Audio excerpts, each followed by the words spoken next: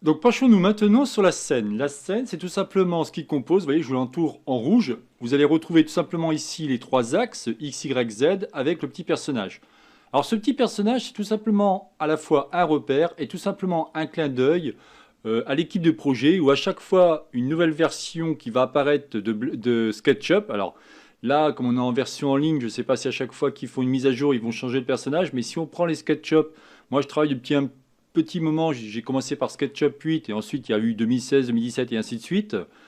Automatiquement, il change le personnage. Il change tout simplement l'élément. Donc si je vous explique, déjà ce qu'on va faire, c'est qu'on va supprimer celui-ci. Ensuite, j'appuie sur R pour au moins dessiner quelque chose rapidement. Voilà. Tout ça, ne vous inquiétez pas, je vous expliquerai, hein. Très bien. Alors, première chose à savoir, lorsque vous appuyez sur le bouton milieu de votre souris, donc déjà, il vous faut une souris 3 boutons. Comme ça, si je clique sur le bouton milieu de ma souris, je vais pouvoir faire ce qu'on appelle un orbite. L'orbite, vous le retrouvez ici, voyez, où c'est marqué, en cliquant une fois, vous avez ici l'orbite, vous avez ce qu'on appelle le panoramique, là vous avez le zoom, ici vous avez ce qu'on appelle aussi la fenêtre de zoom, et là vous avez ce qu'on appelle le zoom étendu.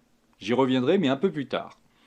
Donc déjà l'orbite. L'orbite, si vous le faites à le bouton milieu de la souris, vous allez pouvoir tout simplement tourner autour. Ce n'est pas votre objet que vous tournez, hein, c'est tout simplement la caméra qui tourne autour. Si j'appuie sur Shift avec bouton milieu de ma souris, je vais avoir automatiquement, vous voyez, une main qui va apparaître. Si par hasard vous n'avez pas de souris que vous voulez faire différemment, vous appuyez sur O pour l'orbite. Vous allez pouvoir faire exactement pareil. Alors je le fais avec le bouton gauche de ma souris pour faire ce genre de choses, hein, d'accord? Si j'appuie sur H, H veut dire End, je vais pouvoir tout simplement faire un déplacement panoramique. C'est exactement ce que je fais. Et si j'appuie sur Z, en faisant un déplacement vers l'avant ou vers l'arrière, je vais tout simplement zoomer ou dézoomer par rapport à mon objet. C'est toujours ma caméra qui bouge, hein, ce n'est absolument pas mon objet. Pour revenir à l'objet, si j'appuie ici sur la barre d'espace, vous le retrouvez soit ici, soit tout simplement, regardez, j'appuie sur Z, par exemple, je suis en zoom. Si j'appuie sur la barre d'espace, je suis comme ça. Je vais pouvoir tout simplement sélectionner mon objet. Si je clique une fois, je vais sélectionner une face. Je clique dans le vide pour désélectionner. Je vais zoomer un peu. Je vais cliquer sur une arête. Là, vous voyez, c'est en bleu. Si j'appuie sur Shift, je vais pouvoir sélectionner deux éléments. Ça, c'est vraiment primordial quand on va faire la gestion des objets, que vous compreniez bien comment on sélectionne cela. Ensuite, si je fais un clic et un deuxième clic, je vais sélectionner à la fois ma face et toutes mes lignes qui sont connectées, ou mes traits qui sont connectés. Je clique dans le vide.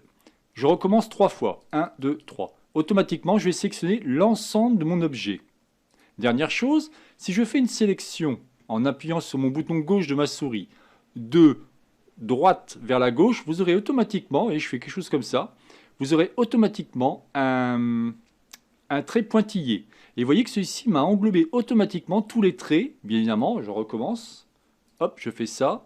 Si je fais comme ça, tout ce qui est dans cette portion va être automatiquement sélectionné. Faisons l'inverse. Je fais maintenant de gauche à droite, toujours avec sélection bouton gauche de ma souris. Là, j'ai un trait continu et non un trait discontinu. Et vous allez voir que lui va prendre juste ce qui a été en fin de compte englobé. On appelle ça une sélection fermée. Vous voyez? Ici, j'ai bien un élément fermé. Regardez, si je recommence, je me mets comme ça, je fais de ce sens-là. Là, lui, il m'a tout sélectionné. En fin de compte, il a sélectionné à la fois ça et ça.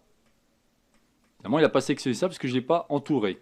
Mais si par contre je fais de même comme ça et comme ça, il va juste me sélectionner cette partie.